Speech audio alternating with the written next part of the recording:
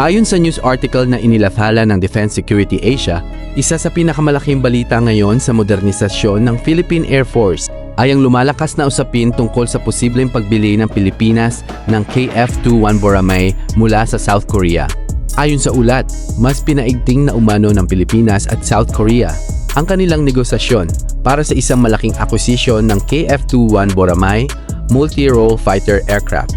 Tinatayang ang kabuuang halaga ng package ay aabot sa halos 1.93 billion United States dollars at maaaring kabilang dito ang 12 hanggang 20 na KF-21 Block 1 at Block 2 fighter aircraft.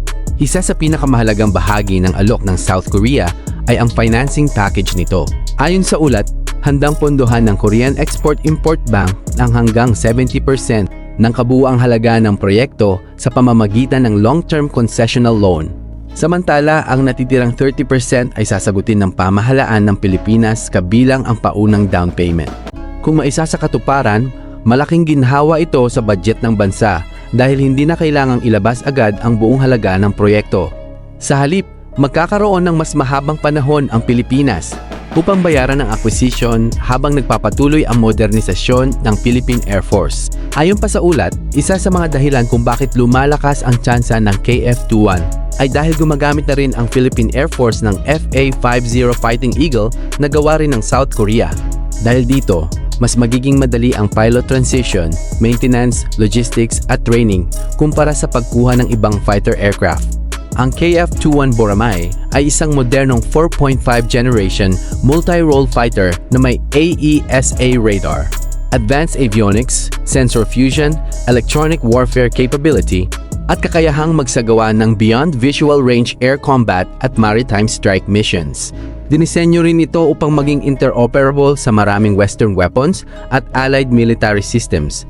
Kung maaprubahan ang kasunduang ito, malaking pag-angat ito sa kakayahan ng Philippine Air Force sa pagbabantay ng West Philippine Sea at sa pagpapalakas ng air defense ng bansa.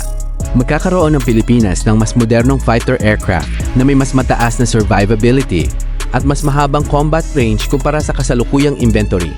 Binanggit din sa ulat na pinag-uusapan ng dalawang bansa hindi lamang ang pagbili ng mga fighter aircraft, kundi pati ang weapons integration, training systems, sustainment support, at maging ang posibilidad ng pagtatayo ng maintenance, repair, and overhaul facilities sa Clark Air Base upang suportahan ang operasyon ng mga KF-21 sa hinaharap.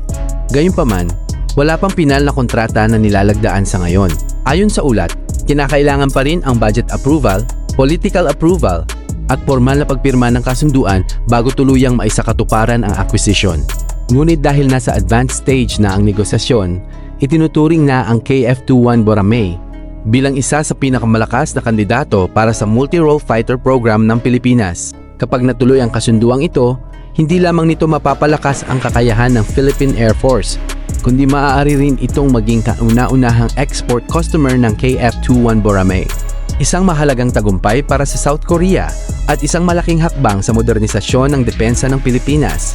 Like and subscribe for more update.